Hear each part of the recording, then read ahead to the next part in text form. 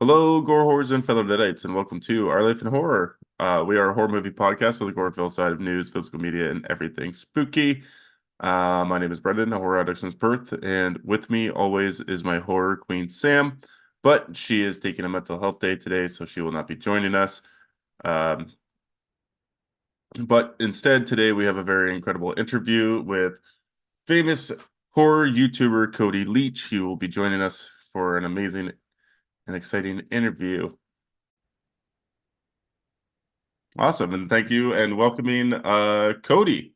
Cody, how would you introduce yourself? I don't think you need much of an introduction, but What's going on, guys? I'm Cody Leach. I've been a movie reviewer on YouTube for just over 7 years. Was able to go full time a little over 2 years ago, and just been a movie fan my entire life and turned that into a career. awesome. Congratulations on the full time. That's very impressive. Thank you. So I got some questions for you if you're up for those.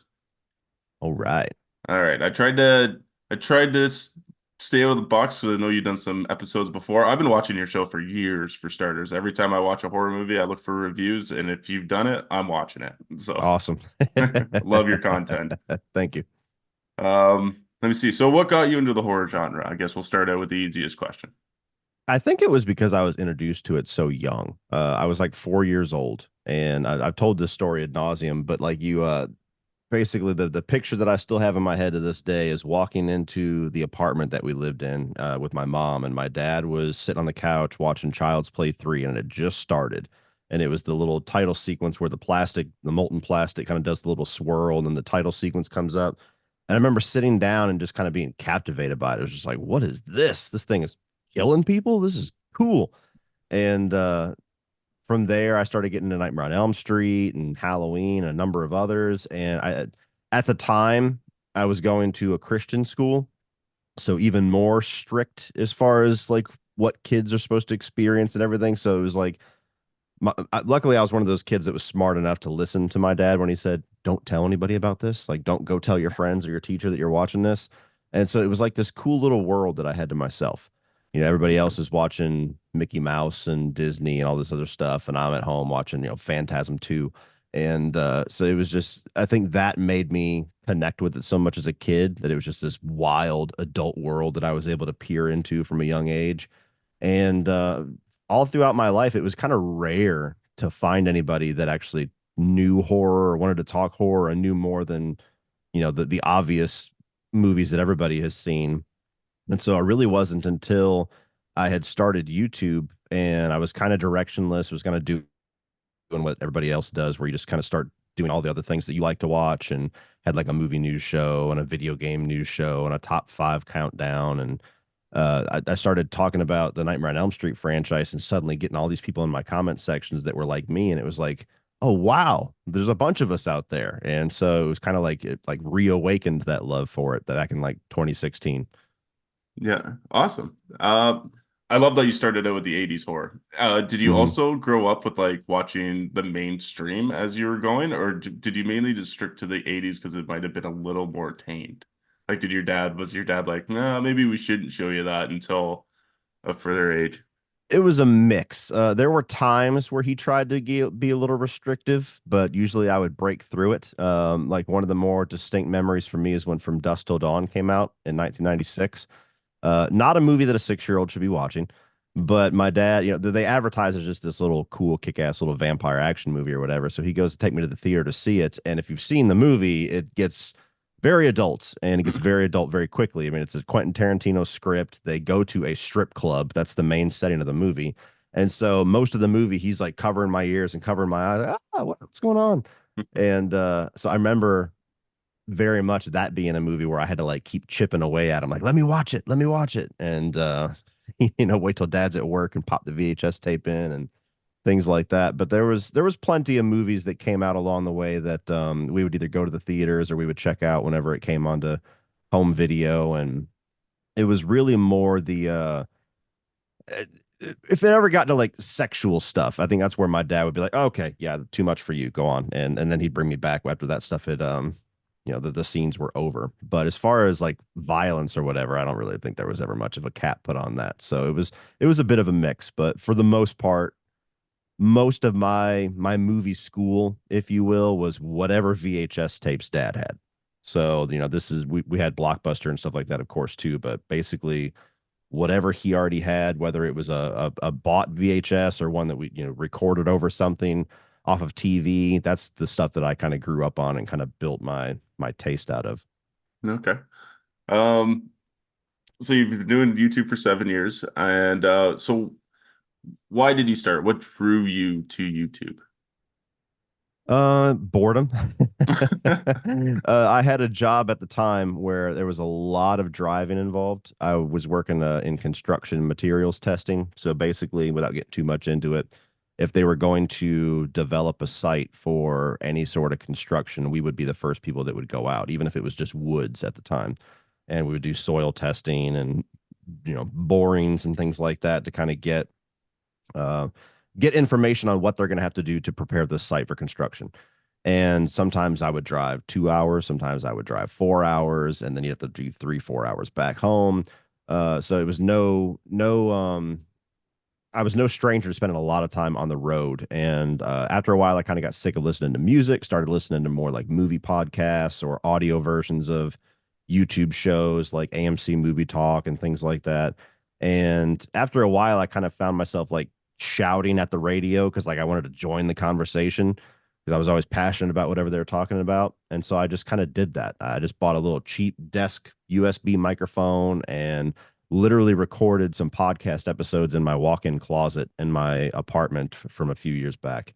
And did that for about 2 months the summer of 2016 and quickly just grew out of it. I realized it wasn't really going to go anywhere because I wasn't an established name. And so I really wanted to go video with YouTube, but I didn't know anything about cameras or video editing or anything like that.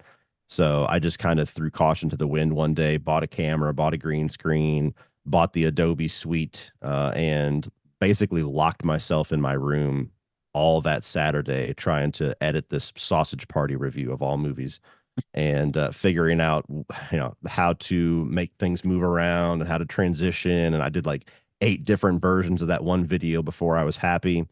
And kind of the rest is history. There was a lot of learning after that, of course, but that was pretty much what got me into it. Just wanting to join the conversation. Never expected it to take me anywhere. Just figured if anything, it'd be a goofy little hobby that I would do. But it worked out for the better. Yeah, awesome. So what is some advice that you'd give someone that is just starting out? It you kind of have to change your approach a few times. At first, it's okay to kind of copy everybody else.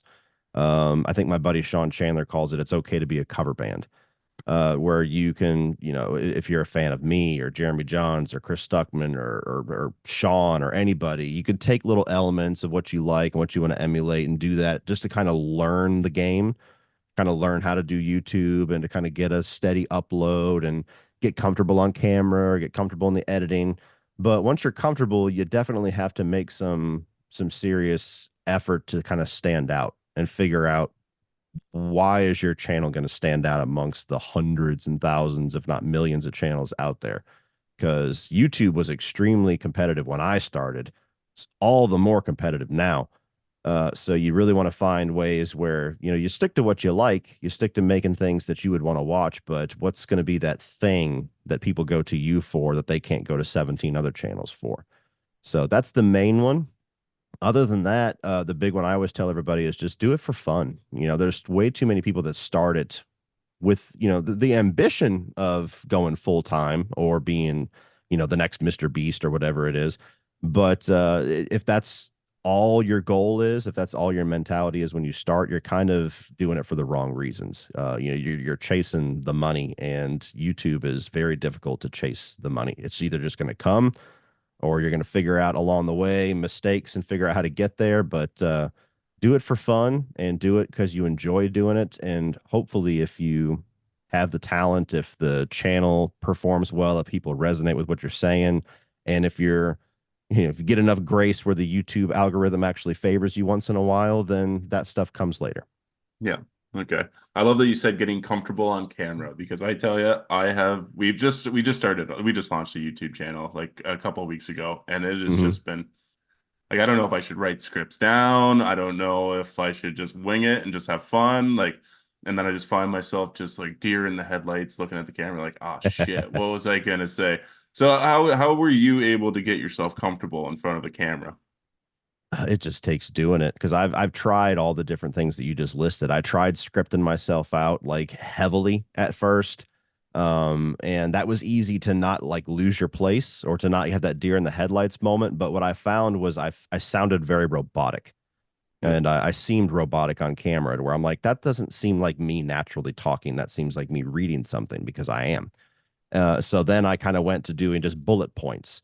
And then I kind of got frustrated with that because I'm a very free form guy. Like I can kind of organize my thoughts, but I just kind of like turning on the camera and talking. And I had to kind of train myself to get to where I'm not going to waste an hour of footage to get a 20-minute review doing that.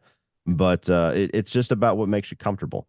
There's people that have to script themselves out, otherwise they can't do it. There's people that like to do bullet points and they'll go off script a little here and there, and then there's people like me that I don't like having to look off to something. Something else that I noticed too, that I do that's just an unconscious thing that drives me nuts when I go to edit a video is if I have bullet points off to the side, which I'll only do nowadays if it's like a TV series or something where there's just a lot of stuff I got to remember. I always end my statement starting to turn my head back towards whatever thing I have, like my iPad or whatever I have notes written on. So there'll be a bunch of edits and a bunch of cuts where I'm like ending a thought and moving my head. And so that's another little weird thing that you don't even realize you do until you go to edit it. But yeah, it's just about finding out your own style because everybody's different. The more that you do it, the better you'll feel about it. I was also really self-conscious about people like hearing me recording in the house when I first started, like because of my apartment, I had to record in the living room. So basically, I had to banish everybody to their bedroom so I could record. And if I got to one of those points, which we've all had, and I'm sure you've had at this point, where you try to just you can't get one sentence out. One sentence keeps like frying your brain and you do it like 17 different times. And if I had one of those, I would get super nervous and self-conscious. And then I'd just have to like pause and go like take a break for 10 minutes to go kind of recollect my thoughts.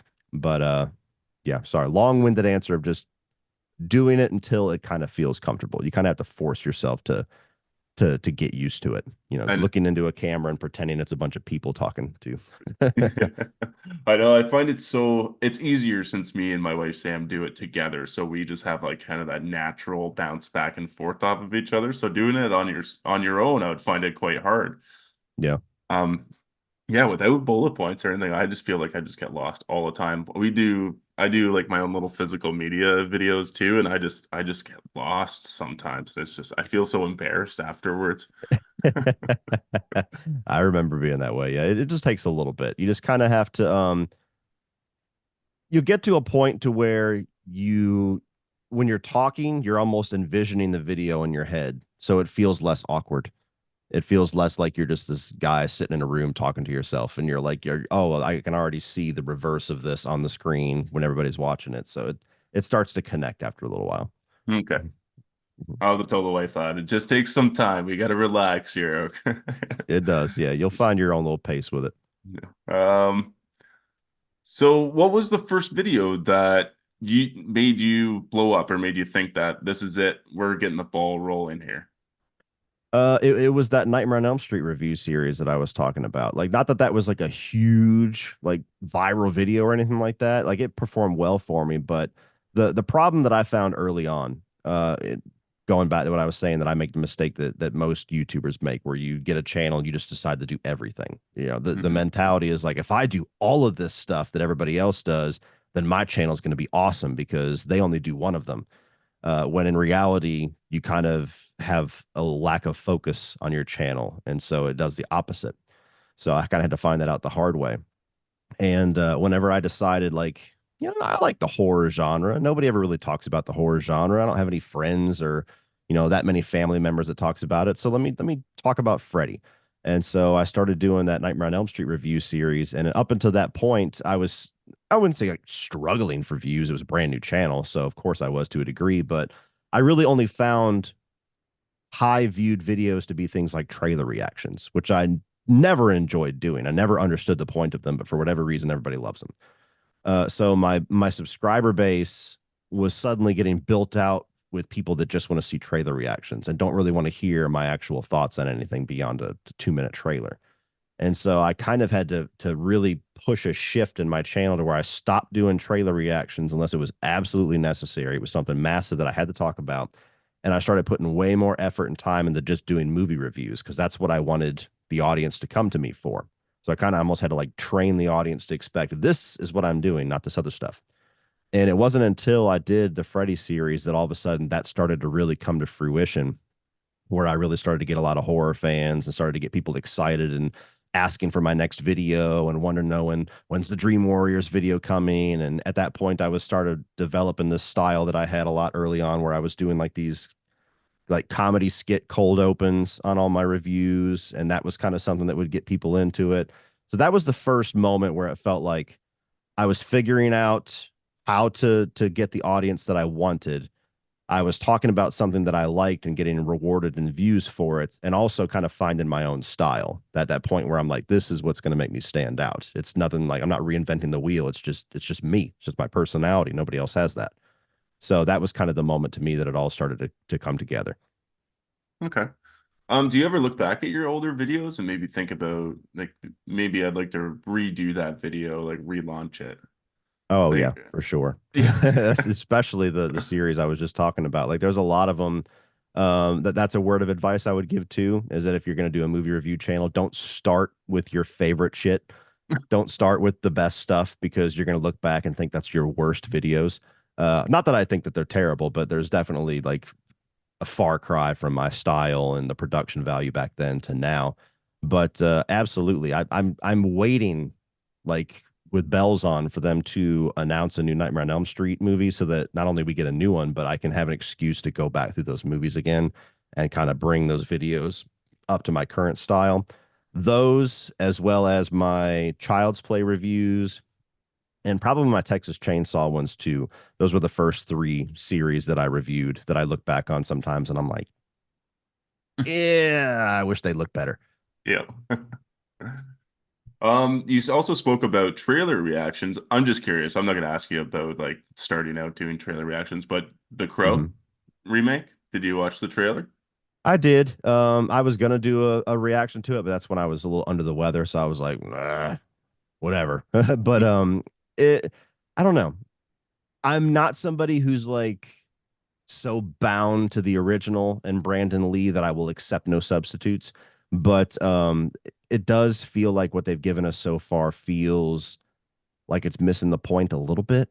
Like the original is so iconic because of the style and the atmosphere and like that kind of heavy metal vibe that it gives. And this one has pieces of that, but I don't know, like something about the villains all having these supernatural powers seemingly, and a couple other things feels a little over the top to me. I didn't love the still images of Skarsgård's Crow, but it looks a little better in the trailer when he's in motion. He looks, imposing. I have all faith in him. He's awesome. So I think if anybody could do it well, it'd be him. I like the fact that the trailer was like really brutal and bloody, and that kind of excites me that they're just going to ramp up the violence in it. But I also felt like the trailer kind of gave me the whole movie, just kind of packaged in 2 minutes. So I don't know. I was very mixed on it. I'm curious about it, but I have my worries. Yeah, we pretty much we put out a trailer review for it as well, and we thought the same thing. And both me and my partner have never seen The Crow. Oh, really? So yeah, so we're just going in blind. We're actually just gonna watch the remake and then go back and watch the original without having it Okay, tainted or anything. that's Uh, cool. yeah, I think I've only seen I think it was Stairway to Heaven was the one I watched. I can't remember if that was what it's called. There's the Crow City of Angels, the Crow Salvation, and the Crow Wicked Prayer. Oh, I think it was the second one then. City of Second one, Angels. okay. Yeah, Yeah, that's the only one I've seen. they're all basically remakes. It's the same story. It's just different actor, a slightly different style to it. So it's not like, that'd be a cool perspective to watch the remake first and then go back.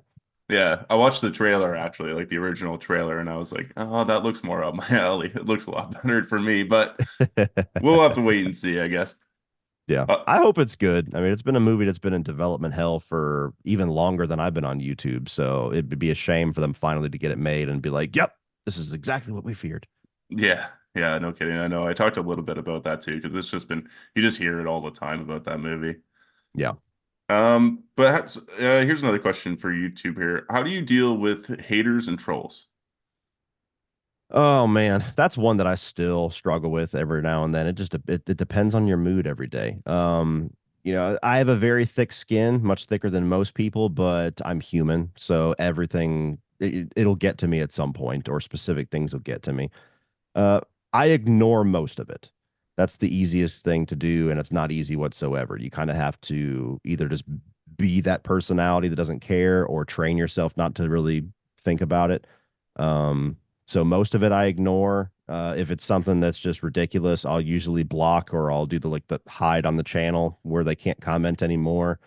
Once in a while, I feel like I have to respond, though. That's something that, is always kind of a topic of debate among peers. Some people are strict on the like, just don't give any fuel to the fire, or, don't give them any time of day. Sometimes that's a part of my process. I have to respond.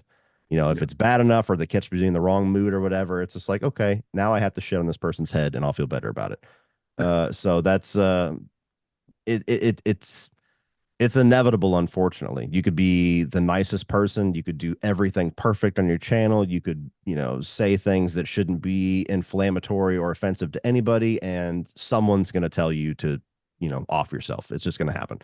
I've had little I've had specific videos that have caused a lot of hate that you just kind of have to just turn YouTube off for the weekend and just come back to it once everything kind of calms down, or just don't look at the comments and move on.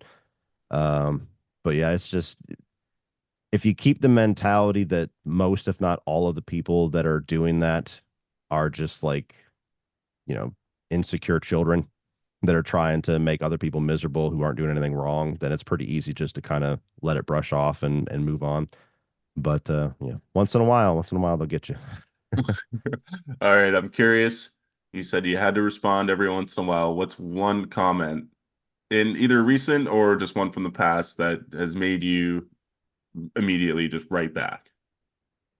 Ooh, man. There I did a review for Halloween 2018 when the movie first came out, and gave it 3.5 out of 5. And I might as well have given it a 0, because there was like a whole bunch of Hungry Halloween fans that were just like unbelievably offended at my review that I didn't give it a 5 out of 5. And I just, that review specifically, I was told to end my life. I was told I shouldn't have been born. I was told that my children shouldn't have been born. Like, basically the checkbox of everything that's like the stereotypical, like, this is the worst thing you can hear on YouTube. And so yeah, there was a guy that more or less told me that my who at the time, she was only 2 years old, less than, um, told me that my daughter should have been aborted. And that Oh, was the one where it was just like, when it comes to my kids or my wife, that's the one that like I'll see red. And so that was one that fucked me up a little bit.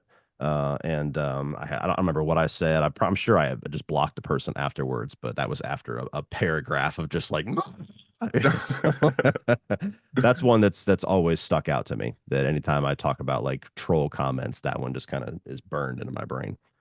yeah, a person could only take so much of negative comments before eventually. And yeah, I know a lot of people, like I work in construction too, so it's like family members stay off limits. We can make fun of each other as much as you want, but Hmm. that's always the way it goes. Absolutely, yeah. So now that you're officially full time, congratulations again. Will you be keeping the channel the same, or do you see your channel kind of moving? I know you said your style, so like, do you plan on evolving? Do you like, because I know, like some other YouTubers are adding in like podcasts as well, which I know you've also done with your wife, I believe. You show her your favorite kind of movies. Mhm. I was just wondering if you're planning on maybe expanding more besides movie reviews. I've kind of made attempts to do that ever since going full time. My first year going full time, I basically just wanted to like triple down on everything I had already been doing. Just do what I know. Don't really try to reinvent the wheel, but just put way more time and energy into it and see what happens. And that went really well. Then I've had kind of a couple of false starts with podcasts. I've tried doing one on my own. I've tried doing one with friends. I've tried doing one with my wife, and it's kind of cursed at this point. Like always, something ends up happening that just kind of halts production. So I haven't really been able to really fully dive into podcasts. I'm sure eventually something like that will come. That will be something steady. But last year I really tried to push myself to watch as many new movies as possible. So I saw like 181 movies in theaters last year. Exactly. Yeah. So even though I always will maintain a focus on the horror genre and all that'll always kind of be my home, I definitely have tried to branch out and kind of be known for all the other ones as well. And last year seemed to be a nice little successful push in that direction. This year, I kind of have more of a goal of trying to figure out some new video series and some new things to kind of get out of the rut of just like review ranking top 5, top 10, review ranking top 10. So that's kind of my plan this year is to do some things to bring a little bit new flavor in there and explore some unventured territory. And I did a created a video game channel last year, which I'm not nearly as active on as I am my main channel, but I am over there doing live streams and reviews of games and things like that too. And I don't really have like a date or even a time frame in mind, but I would also like to make a cooking channel at some point. I'm somebody that does a lot of cooking, and Instagram is basically my kids and food. And so that's something that's totally different than anything that I've done that would be fun for me. Completely different audience. So that's a big step that eventually I'll take. I'm only kind of hesitant about starting a new channel and then running 3 channels by myself. That's the only thing that's holding that back. But those are kind of my tentative plans for 2024. Okay, cooking. That was Mhm. way out of fucking left field. I love Oh it. yeah. I should get my wife doing something like that. She's a great cook. There you go. Um, I also dealing with burnout. So Hmm. before you went full time, you're working another job, you're coming home, you're trying to pump out YouTube videos at least once a week, if not more. How do you deal with burning yourself out? Do you know you're getting to that point? Do you just lay low real quick before you burn yourself out? The trick that I always had was batch recording. So yeah, I used to both the construction job that I had when this started, as well as the job that I went to after that. That was aircraft production. That was a 5 a.m. to 4 p.m. day, Monday through Thursday, oftentimes Friday as well. Um, I would kind of map out my month. I have a dry erase board calendar up here to my right that I every single month I fill out with all the new releases, the videos that I'm going to have that go with the new releases, and any like other things that I have, any other ideas that I have brewing. And so back whenever I was working full time, I'd be happy if I got 2 videos out a week, but I would shoot for at least 4. I always treated YouTube like it was a job even though it wasn't. Obviously after a while, it was a nice little side paycheck, but I always treated it as if that was like my full time thing. And so I would try to find a way to either carve out one afternoon or even if it was on a Saturday where I would record maybe 3 or 4 videos over a couple of hours. And then I would have that to kind of chip away at throughout the rest of the week. Because sometimes it's very difficult to like come home, figure out what you want to do, jump in front of a camera, record it, then immediately sit down in front of a computer for an hour or two, edit it, get it out, and then by then it's 9, 10 o'clock at night. You haven't even ate dinner. There's all these other things. Your family just is this distant memory that they've forgotten about you. You're just upstairs in a cave. So it's much easier to kind of get the recording stuff out of the way, and then you just have all the stuff on your computer and you can chip away at it. If I got a half an hour tonight, I can chip away at it, go have dinner, come back, or whatever. But that was kind of the thing that I always did to prevent burnout. Even now as a full timer, it's like it's a lot harder for me to get burnout because this is, kind of the dream job. It's like, what the hell do you burn out about? But in the same time, there's times where it's just like, I need a day where I don't have to record and edit and upload and do all this stuff. So I'll work a couple of days ahead to give me a weekend off or to give me a couple of days off where I can just chill and not even think about YouTube. And that's that's always served me well. Yeah. So how many videos a week are you posting now? Between 3 and 5, it just depends on how heavy of a week or how heavy of a month that it is. I That's also something I kind of had to learn as I went full time. When I first went full time, my mentality was I better have a video out every day, like 7 days a week. Otherwise, what the hell am I doing? There's no excuse for me not to have that done. And I found that sometimes you can upload too much, even if all your content's good.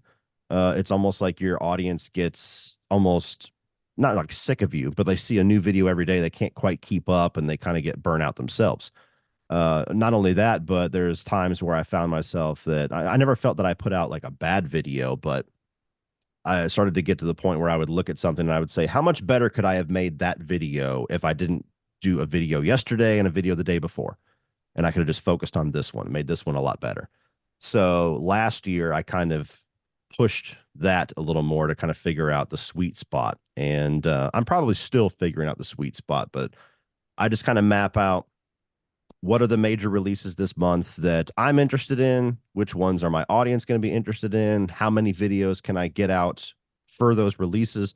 Sometimes it's just a review. Sometimes if it's a really wild movie, you can get a spoiler review. There's a lot of things you could talk about. Sometimes if it's a franchise film, you can do a ranking or a couple of top tens or whatever out of it. And I try to space it out throughout the month and just kind of get a picture to where my calendar is at least half full when the month starts. And inevitably, it's always going to change. Either a video is going to drop because I lose interest in it, or there's something, maybe a better idea that I'll pencil in above it. And so I try to have at least 3 videos a week to feel like I'm not sitting around being a bum, but not doing too much to where I'm just not focusing on making the video good and I'm burning myself out and I'm burning my audience out. Yeah, okay, that's fair. So Mm. I watched your video on the Chris Stuckman controversy, and I thought it was very insightful. Oh, I'm thank you. not going to get into the whole Chris Stuckman thing because that's a Hmm. whole separate thing. You made a great video on it, and I loved how you talked about how YouTube works and how essentially getting paid for YouTube works with sponsorships and stuff like that. Hmm. I thought that was all very, very incredibly interesting.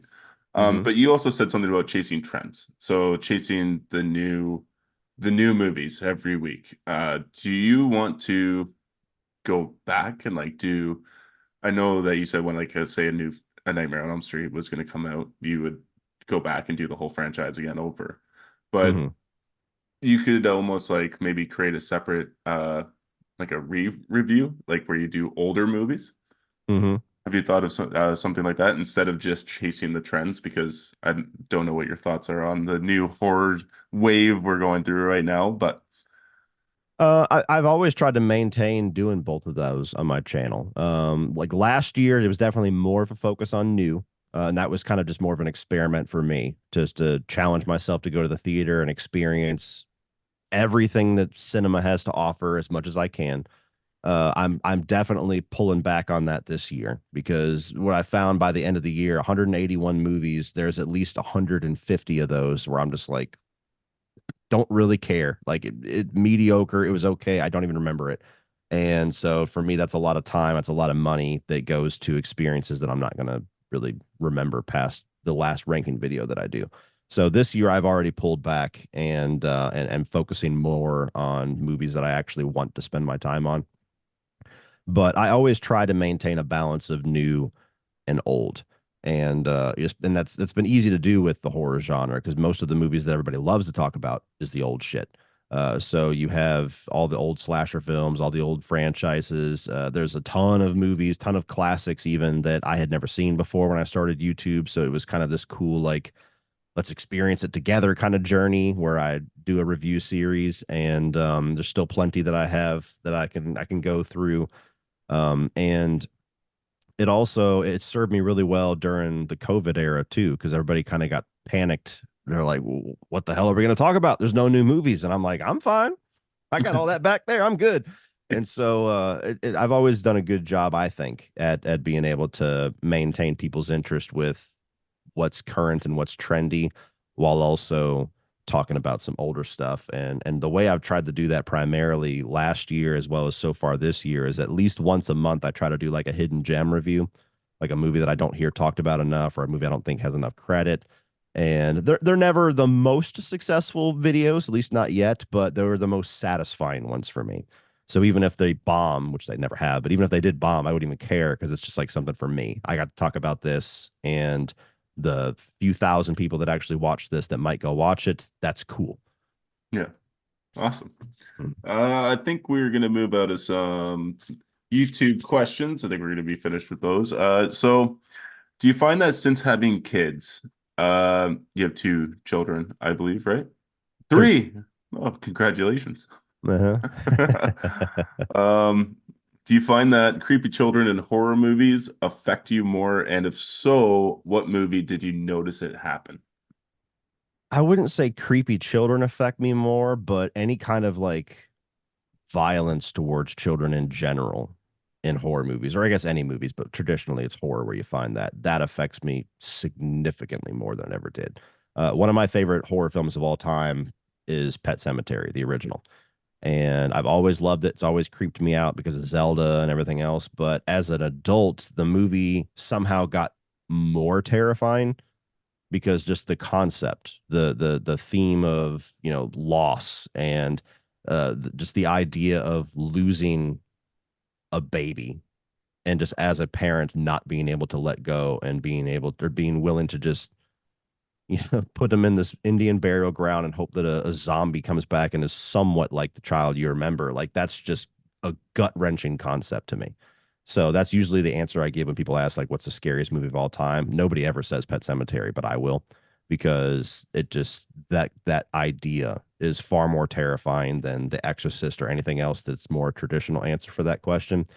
And even other things like I won't get into it for spoiler reasons, but there was a movie last year, Speak No Evil, that Yeah. everybody was talking about when it came out, and there's a lot of violence towards kids in that movie. There's verbal abuse throughout most of the movie. There's really weird, uncomfortable, borderline sexual situations that kids are in that you're like, this is uncomfortable. And then at the end, there's just straight up, violence. And that to me, like everybody kind of has their thing that emotionally triggers them in a film. Some people can't watch a movie if there's a sexual assault scene. Some people can't get into a movie if a dog dies.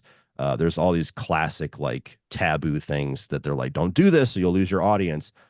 Any kind of violence towards kids that's like really overt and actually shown, that will turn my stomach and will like ruin the entire movie for me. And it's only been since I've had kids. So I noticed that switch immediately after having kids. Yeah, when Evil Lurks was a duty for or doozy, sorry, for Yeah. child violence. Even I was like taken out right back by some of it. Oh yeah. Yep. Yep. That was one too that I loved when I saw it at the film festival I was at. And then like I just haven't had the desire to rewatch it.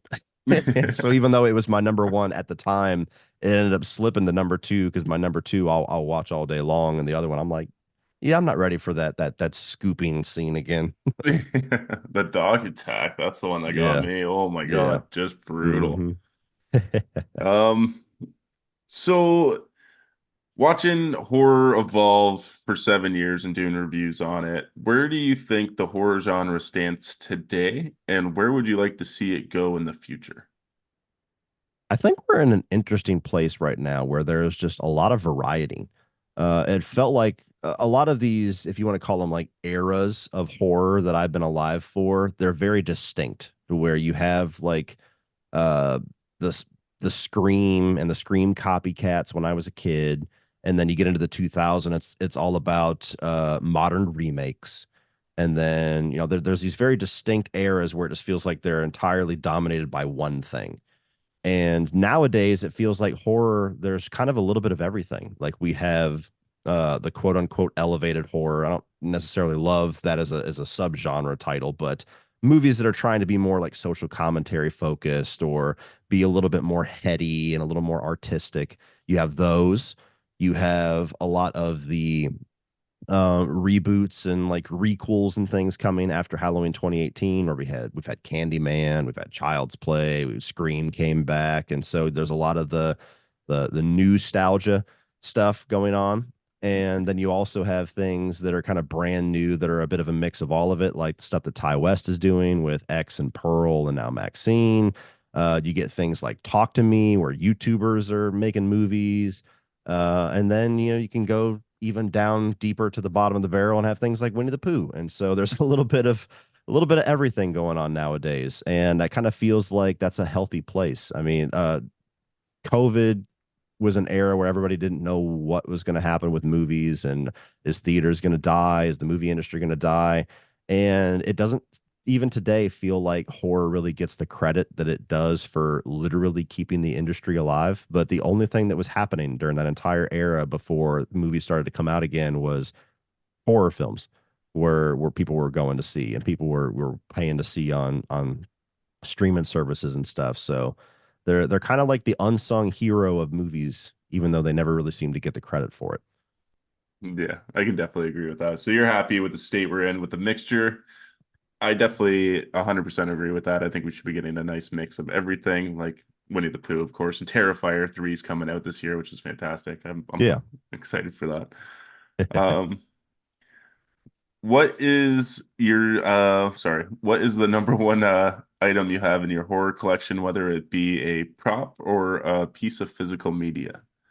Oh wow. I should have prepared for that one. Physical media wise, it's funny because even though I'm not a massive fan of this franchise, it's hard for me to think of anything else that's more badass than that Shout Factory Friday the 13th set that came out a few years back. Yep. I was able to get one, and even though half, if not more than half of those movies I could care to watch, I just love the love that went into that set and just how much like you can tell it was the concept was created by Friday the 13th fans, like all the artwork and all the extra features that they put into it, and so that to me was the coolest piece of like horror physical media that we have ever gotten. And they did a good job with Halloween and a few other franchises before that. I'm really hoping at some point we can get something from Nightmare on Elm Street, because all we've had is that little garbage gray Blu-ray set for over a decade plus now. But that's pretty awesome. As far as like a physical prop, I've got a lot of cool shit. And luckily, I've had a lot of awesome fans that have sent me things that have just always been really cool and generous. I mean, I've got somebody sent me, I don't know if I can even show it on camera or not. Somebody sent me a basically a full scale replica of the little popsicle stick house, paper mache house from Dream Warriors. That's pretty awesome that I have over here. That's one of my prized possessions. I've got a fan of mine took apart the Halloween Kills mask from Trick or Treat Studios and repainted it and redid the hair themselves so it literally looks movie quality. That's sitting in the back of my shelves back there. That's pretty awesome. I've gotten a number of signed pictures from cons from a lot of people that have nice little memories attached to it. So there's quite a bit here. I don't really know if there's one thing. I got my Chucky doll back there that it was like a bucket list item ever since I was a kid. I was like, I want a Chucky doll. And so I spent $600 on that. And my wife did not find out until it arrived. And so I got a lot of cool stuff in here. Nice. Mhm. You do a lot of cons too, you're just saying, right? Uh, I've started to. I've okay. done I've done MegaCon for the last 3 years. Me and my buddy Sean have just actually like technically worked at MegaCon. We've led a couple of panels, and the first year we just did one night, one panel. Second year, we led panels the entire 4 days with a couple other YouTubers, and then this past February did the same thing again. So I've experienced MegaCon the last 3 years, and then in March, I actually went to Mad Monster in North Carolina, and that was, believe it or not, my first horror convention. And I had a really good time. So I'm trying to figure out ways to do more of that because I really enjoyed it. I've had a couple of people reach out as far as me actually physically going, not only as a fan, but as a guest and have a table and things like that. So there's probably some cool things in the future in regards to cons. Who did you get to meet at your horror con? I got to meet Felissa Rose, who was awesome. She's one of the coolest people I've ever met. I got to meet both Kiefer Sutherland and Jason Patrick from Lost Boys. They were kind of the reason that I went. I'm a huge Lost Boys fan. I also got to meet Well, I mean, you take pictures with people. I don't know if that technically means you met them, but I took a picture with CJ Graham and um, Kane Hodder, a picture where they were like literally squeezing my head. They were in costume as Jason. So that was pretty awesome. I also met Michael Rosenbaum, who's was there for Smallville, obviously, but I know him from his podcast more than anything else. He was the first person that I walked to his table. It was very cool. So that was the day that I was running around like a chicken with my head cut off, trying to meet and get to pictures and meet as many people as I could. And so it was a it was an exhausting day. 4 hour drive, running the entire time, and then 4 hour drive home. I know the feeling. We started doing them a couple of years back, and it's just all day on your feet. Mhm. Did you get nervous at all meeting everybody? Not too much. I kind of got a little nervous maybe the first year, the first MegaCon that I went to, because that was literally the first time I'd ever experienced like walking up to a celebrity and trying to figure out what the hell to say to not look like an idiot.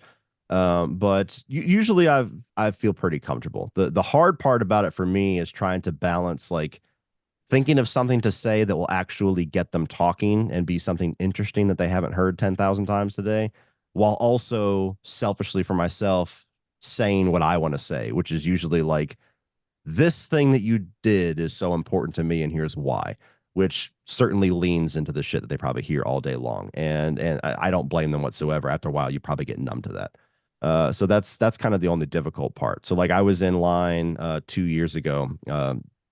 God rest his soul, Carl Weathers. I'm glad I got to meet him before he passed away. But I was at his table last year, and it was a pretty big line. So I was in line for about 45 minutes, and I'm standing there, and the whole time in line, I'm on Wikipedia looking at his career, trying to think of something that I can talk about that's not going to be Predator or Rocky, because everybody's going to be in line talking about Rocky and Predator. And those were obviously my favorites of his too. But I kept circling through, and then I realized that he was in 2 episodes of The Shield, which is a show that I loved, and totally forgot that he was on it. So when I got up there, quickly I was kind of went through the motions of like, I love Rocky, I love Predator, it means a lot to me, and I show my kids and my dad and this and that, and he was all, "Hey, that's really cool, man, it's awesome," and he signed my picture. And then I said, so what do I got to do to get you and Chickless together for a Shield reboot? And that got him talking for a couple of minutes. He was like, "Oh man, Chickless," and then he went on these couple of stories, and so the line didn't matter for a minute, and it was just me and him. And so that was really cool. And it's hard to do that sometimes. Depending on the celebrity, the higher profile they are, the longer their lines are, the more people they're meeting, the less patience and interest, understandably, they have for each individual person. So that was a cool moment to me where massive line, but I kind of like cracked the code. Yeah. I always end up feeling so bad when you're talking to them and it ends up going for like 5 or 6 minutes, and it's like, oh shit, we should probably get out of here. A lot of I, other I people try are. to like let them guide the tone because I try to balance that too. I try to be somebody who's very respectful of the line because we've all been in a line where somebody just won't shut the fuck up and you're just like, I know you're a fan, but move. And so I try not to be that person very much. But if they're keeping the conversation going, I don't feel so bad about it. Like Felissa Rose, we talked for quite a bit, and I didn't care at all. I was like, whatever, guys, I waited. You're gonna wait now. But but yeah, I try to let them their tone. People are usually pretty good about giving you those subtle little hints about like, okay, nice to meet you, and so Have you had any like not a bad experience, but like an experience you wish maybe went a little bit better? luckily so far I haven't really had a bad experience. The worst that I've had is just what we were just talking about, just somebody who's got a lot of people in line and they only have so much for you. Yep. And that's fine. I don't really get offended at that. I wish it was different, of course. But that's about the worst that I've had so far, luckily. Like Kiefer Sutherland was easily the highest profile person at Mad Monster. He was the only person, aside from Kevin Spacey, but that's for totally different reasons, that was off to the side and kept away from everybody else. And so you literally had to go out into the hall and get in line and go into a separate room to get anything signed or to meet him, where everybody else was just kind of around the perimeter of the actual convention center. Yeah. So his stuff was a lot stricter on rules. Like he can't personalize the autograph with like a quote or anything like that. It's just all my best, Kiefer Sutherland, all my best, Kiefer Sutherland to everybody. And the conversations were significantly tighter than the others. But with the line that he had, literally waited 2 hours to meet him, I understood it. So luckily, I haven't had a bad one yet. I do fear that though, because everybody I've heard those stories like don't meet your idols, and I'm just wondering who's the one gonna be that I'm gonna talk about the rest of my life. But like, yeah, he's great in the movie, but he's a prick. Yeah. We've had we've had one bad experience, or it was just a little rough. It was with Ron Perlman, and I've heard that from a number of people, so I don't think that you're having a unique experience with that, unfortunately. But yeah, oh, okay, well that's good. So I don't feel so bad anymore. I did say yeah. something pretty stupid at the time, so I was like, oh, maybe I just said something really dumb, and now he's just over it. Just gonna And send me. that's the hard part too, because you want to have an honest conversation with him, but you got to be careful. Like I had a friend of mine that met Tyler Mane, who plays Michael Myers in the Rob Zombie movies, and he part of the conversation he was like, "Yeah, like I really loved the first one, I hated the second one," and then after that, he just felt the whole tone of the conversation shift, and I'm like, "Well, no shit, you just insulted half of his Michael Myers career." Um, that is all the questions I have for you. Do you still have time to do your top five slashers? I know Yeah, yeah. our my interview went a little later than I was expected, but No, no, no, we're good. Yeah, I got plenty of time. okay, awesome. Let's hear it. What's your number five? I'll just do a little back and forth. All right, so I try to kind of have a varied list here. I don't know if this would actually be my top five if you put a gun to my head, but I wanted it to be just like one movie per franchise and have a nice little varied list. So number five for me is the original Sleepaway Camp. Oh, This okay. was one that and I actually got to tell the story to Eli Roth at MegaCon, which was cool. I was introduced to it by Eli Roth. He was in an article writing about some of his favorite movies, and he told the story about how him and his friends rented this movie blindly, and then they got to the end and they were like, "What the fuck?" And so I watched the movie blind and got to the end and was like, "What the fuck?" So it's a movie that leaves an impact on you, especially if you can walk into it without knowing what happens. But it's what I call a disaster piece.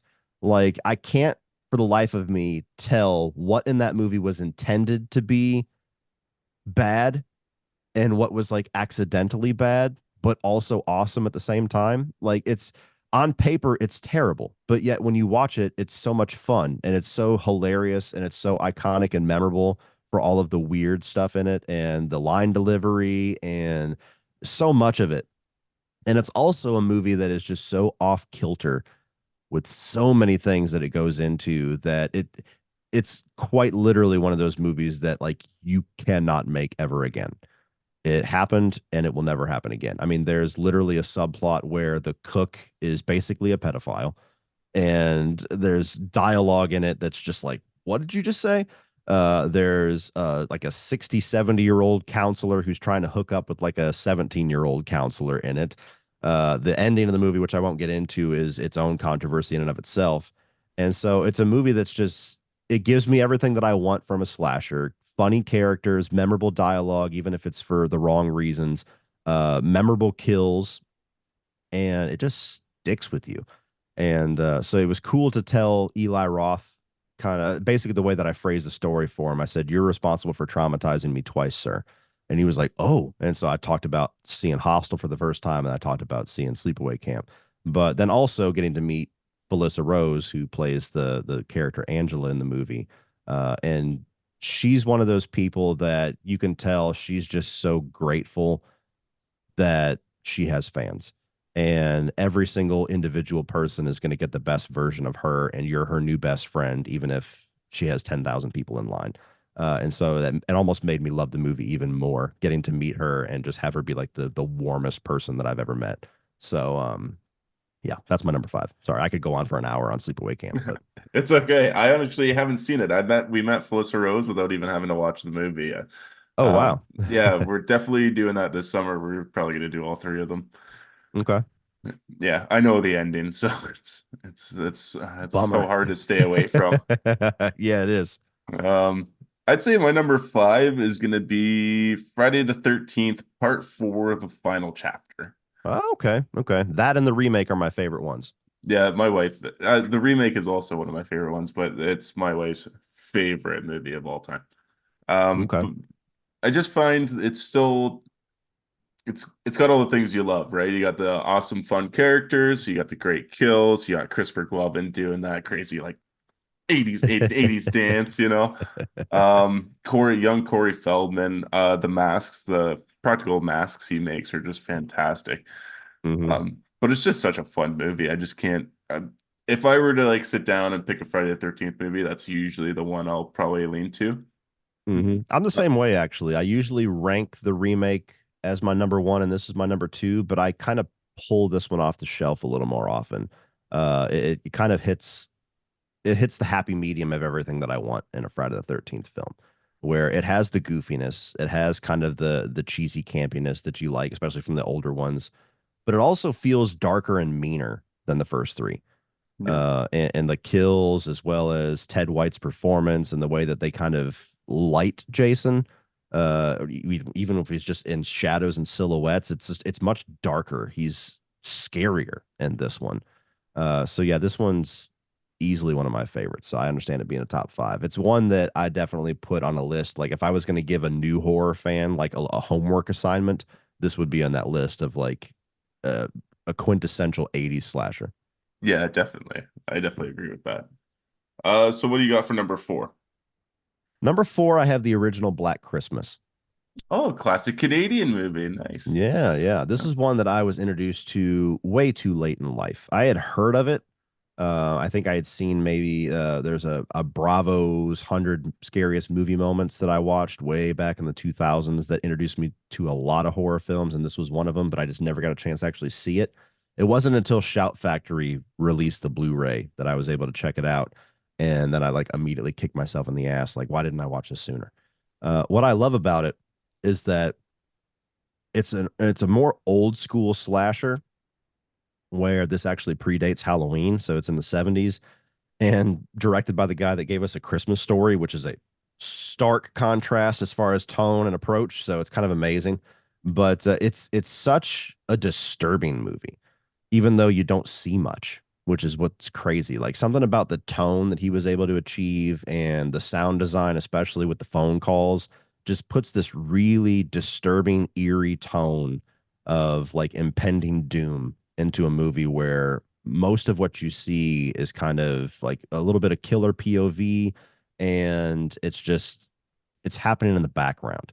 It's not a slasher that's there to impress you with all the gory kills. And so it's something that I think I just like the approach of it so much that I always try to champion it because I feel like it's one of those unsung heroes that always gets overshadowed. Like it always gets overshadowed by Halloween primarily. Yeah. Halloween was the one that was more popular, and so more people give it credit. But like a lot of the things that Halloween did, Black Christmas kind of did it first, and just unfortunately not enough people saw it. So that's one that I don't necessarily watch it during Christmas time. I'm not typically in the mood for a movie like this during Christmas time, but it's one that, like Sleepaway Camp, it just kind of left a mark on me, and it remains one of my favorites for that. Nice. I am actually was also introduced way too late in life. I just watched it at the age of 30, which Oh, okay. yeah, I watched it when the 4K came out. I had watched the remake from I think it was like 2006 many times. I have a great time with that movie, but the Hmm. original, like you said, it's so haunting. Yeah, Um, and the what he says over the phone is just incredibly chilling and vulgar and disgusting. It yeah. just really gets under your skin. I think that's a great choice. And I'm Canadian, so it's like, hey, gotta love it Oh, some there of you go. this. Yeah. Represent. Yeah. Um, for my number four, I'm gonna go with X. Oh, wow. Okay. I, Cool. I had a great time with this movie, and after I was done watching it, I looked over at Sam and I'm like, I fucking loved that movie. I thought that was it was fantastic. She looked at me like I was an idiot, but Those are the I best movies. I found Old Pearl to be extremely creepy. I love the cinematography is fantastic in it. The score is great. The acting from everybody, it's very funny. It's just in my opinion, it's got a really great fun story.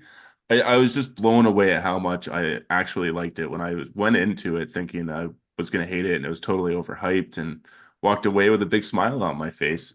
And immediately I was like, that's probably in my top five slashers of all time. That's awesome. Yeah, I was taken really by surprise by that one because I still to a degree, but especially then, I didn't have the best relationship with A24. To me, A24 was like a lot of pretentious stuff, and I would always, almost always walked out like, what was that? And Yeah. so whenever this movie came out, there wasn't too much buzz at the time, which I'm glad I didn't get overhyped by it. It was just new A24 movie. I knew there was some kind of slasher angle. That's about all I walked in with. And like you, like the movie ended, and I was like, did I love that? I think I love that. And I've watched it a number of times since. Pearl, I didn't like it quite as much as X, but I love the fact that it exists and cannot wait for Maxine. That's my current most anticipated movie of the year. I wish they would just drop a release date. And yeah, agree with what you said. Loved X. Yeah, we're I was in the same boat as Pearl. It was okay. Love it. It's good visually, like stunning Yes. movie. Sam, my wife, my partner fucking hated that movie. Oh, Oh, really? oh, just hates it. But she's excited for Pearl. She loves or Maxine. She's excited for the whole 80s vibe in the third one of the trilogy. Yeah, I am too. Yeah, same. What do you got for number three? So number three is one that always gets me in trouble, but Oh. fuck it. I like a little trouble. Number three is the original Terminator. Oh, okay. And it gets me in trouble because so many people passionately do not agree that I consider it a horror movie at all, let alone a slasher film. And I understand the franchise. The franchise is action. No question about that. Every movie from T2 onward, action. No question. But that original Terminator is a horror film. It's a low budget slasher with the robot as Michael Myers. And if you watch it and kind of know what the entire concept was originally before the action and Arnold Schwarzenegger's career probably guided it that way to a certain degree when they did T2 onward. It's a movie that's meant to be scary. I mean, you got this unstoppable killing machine sent back that has literally got one target and he mows down everybody that gets in his way. Like it literally starts the first act of the movie is him going door to door for everybody that is named Sarah Connor and just executing them. And if you, the tone of the movie, the approach of it, the look of it, if you put a hockey mask on the Terminator, he's Jason. Like he's literally a slasher villain. And excuse me. And I love how much that makes the first film stand out because T2 is probably my second favorite film of all time. And so obviously I prefer that one. But the Terminator, every time I go back to it, it's so unique within its own franchise because of that tone and because of that approach. And it's a lot meaner and bloodier. I mean, the first thing that Arnold Schwarzenegger does in the movie is kills two guys and rips a dude's heart out of his chest. I mean, Yeah. that's horror. Like, if it's not horror, I don't know what horror is. And so yeah, that was one that's every time that I revisit it, it's a classic. I love the score. I love the way that they very simply kind of have their time travel rules. And you have the nice little twist by the end of it with Kyle Reese being the father of the son of the mother he's come back to protect, and all the way that loops back on itself. And it's just an awesome movie. Like the Terminator and the Terminator 2 are among the greats of all time. And I love how unique this one is. Yeah, we just we had a Patreon party where we did like, is it horror? And Terminator was on somebody's list, and we had the debate for a little while. And Sam refuses to see it because she thinks it's too sci-fi action. And I'm like, it's a slasher movie. You just gotta watch it. It's fun. It's a good time. I, Well, good. You agree then. yes, One of us. absolutely. And I've been saying that I've been trying to convince her for years to watch it for that reason. I'm like, you just gotta try it. And she just will not budge on it. But maybe after what you said, maybe she will give it a try and I can actually sit down and Do it, watch this. Sam. I go, Do it. Do it. trying to get her to sit down and watch sci-fi movies or sci-fi horror movies is just impossible. I get it. My wife is that way too. She has her certain little things that she just doesn't like and just nope, I've decided the rest of my life I don't like it. And it's like, come on. Oh yeah. It's like Like trying to get me to eat certain foods. I'm like, I made my mind up. Shut up. oh, 100%. I finally got her convinced this year to watch Alien for the first time. She's never seen it.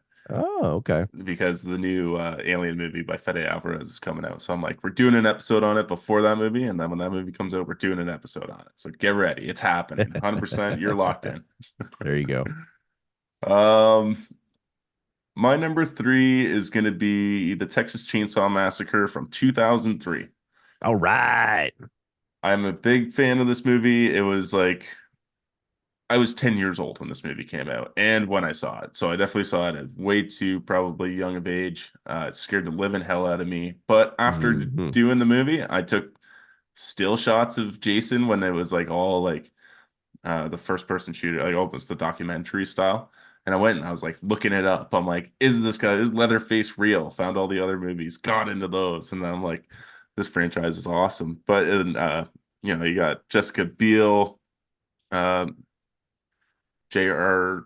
Hermy, Arlie Ermy. Army. Yeah, I can never remember his name, but he is just fantastic. I love him in that and in Texas Chainsaw Massacre at the beginning. He's just standout character. Every time he's in it, he just eats the scenery. Yeah, he's Um, my favorite character in the franchise. I think he's the scariest one too. yeah, 100%. I love the look of Leatherface also in the remake. I love the story, the hitchhiker as well in that opening scene. The original is just as disturbing, but you gotta admit when she pulls that gun out and puts it in her mouth, and you have that shot through the back of the window, through her head into the open guy, that's like, oh, like what's going on? And all the kids are freaking out. It's just fantastic. Hmm. Um, that because I watched that with my uncles at way too young of age, that movie will definitely always hold the spot in my top 10 at least for slashers. That's awesome. Yeah, I love that movie too. It was my introduction to the Texas Chainsaw films as well, and it's to date still the scariest time I ever had in a movie theater. Just something about like seeing this on like a rainy Sunday, me and my dad with like two or three other people in a dark theater that seemed abnormally dark. Like theaters are usually dark, but this feels like it was darker. At least in my memory, it was. And that movie was just a trip. So yeah, I love the fact that you got that on there because I've always been a big champion of that one. What do you got for your number two? Number two, we got to go to my boy Chucky. I got Child's Play 2. Child's Play 2 has always been, if not my favorite, my second favorite. Sometimes I'm in like a Bride of Chucky is King mood, but more times than not, Child's Play 2 is the classic one for me. Just takes everything that was great about the first one and ramps it up. I think Chucky's on fire in this one. His one-liners are great. They kind of realized more that Chucky's the star of the show, so he's the star of the movie and most of the time is spent with him.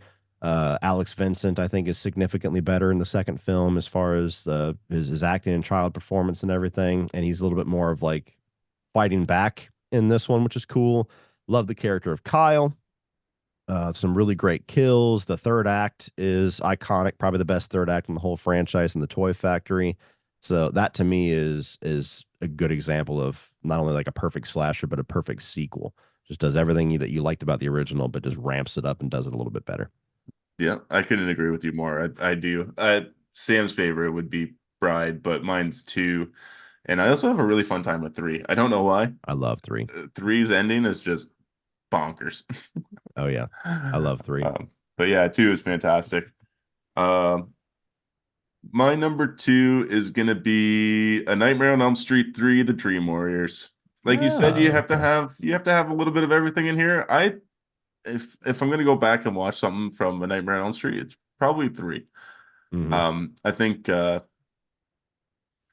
it's fun. I love the when the kids like discover their powers in the dream world, and it's just I love how they each individually get their own thing, and how fascinated they are, and they can team up. You got Heather Langley Camp coming back as Nancy Thompson, and she is trying to lead these kids to fight back against Freddy. And this is where Freddy is also hitting his one-liners in the sweet middle spot of being scary yet funny. Yeah. Welcome to prime time, bitch. Yeah, I can't remember right off the top of my head, but I just wrote these out beforehand because I worked all day, and then of course for the course I was running late, but I'm like I gotta include this one. Oh Uh, yeah. and I love the cheesy special effects with the lightning when the kid becomes the grand wizard and stuff. I I'm just the Wizard Master. it's just a blast. Like it is hands down my favorite out of the franchise. Yeah, I'm with you. That's actually my number one. So it's a nice little transition there. Oh, okay, perfect. Yeah. I mean, number one and number three are pretty close. If I was to make like a true top five, they probably both would be on there. But three is definitely the one that I watch the most. I think it's the one that strikes the best balance to where it has a lot of the darkness and it has a lot of the scariness and the edge that the original is known for, but it brings the fun into it in a way that doesn't compromise any of that. Yep. And I don't think there's any other movie in the franchise that can say that because they pretty much all compromise the horror in regard to the comedy and everything like that. But the Dream Warriors are my favorite cast of characters as far as the victims, if you will. Even if it gets campy and goofy, like you said, the Wizard Master, that stuff's iconic to me. I think it's fun, and the fact that he like lets him think that he's the Wizard Master just to immediately kill him. There's some really great kills and great practical effects that I don't think really get brought up very often. Like there's certain movies in horror that we always shout out, like The Thing, and when we're talking about special effects and practical effects, but there's some great ones in Dream Warriors. Like my favorite one, I think was my favorite kill in the franchise is the marionette kill where the kid's tendons come out of his arms and legs and he's being guided around the hospital. Yep. That shit looks awesome. I think that Heather Langenkamp coming back was really cool because she found a way, or they found a way to make her a nice triumphant return, but not taking away the focus from the other leads of the movie. She's a very nice supplementary character. A lot of people hate the way that she goes out. I've never really been too bothered by it. It's a little hokey with the music, I guess, but that's a big negative I always hear that's not really a negative for me. And then you got the soundtrack, you got Dokken and some other stuff that always makes it really cool and stylish. So, yeah, Nightmare on Elm Street and Child's Play are my two favorite franchises as far as slashers. And when I'm in the mood for Freddy, 8 out of 10 times I'm pulling out Dream Warriors. No. Nice. Awesome. Well, my last pick is gonna be the Hills of Eyes remake, actually. Taking Oh, a okay. taking a serious dark turn. Yeah. It's just it's, it's pretty much everything that A Nightmare on Elm Street is not. Like the Hills of Eyes remake terrified me. It's gruesome, it's mean. There's no holds bars essentially. Um, it's bloody, it's gory. All the practical effects in it are fantastic. The cast of characters I think is pretty they're all flawed. They all have their issue, but when it's time to get up and do something, they all get up and do something. Like the main character is not he's like a pacifist, I think he says in the Hmm. movie, and then by the end of the movie, he's like, "No, I'm gonna fucking kill these people to get protect my family," which I think is a great to watch him go throughout that transition throughout the movie. Yeah, I like in a horror movie whenever they can challenge somebody's ideology a bit. I just watched one. It's more thriller than horror, but for a tangent, I just watched California a couple of days ago. Again, it's one of my favorites with Brad Pitt. I don't know if you've ever seen it, but essentially, Brad Pitt is a serial killer, and he's on this road trip with David Duchovny and his girlfriend, and they're researching serial killers. And David Duchovny is very against the death penalty. And so he's writing this book to basically try to prove that serial killers' mentality is like a child. And so you can't punish somebody for that. They need to be hospitalized and treated.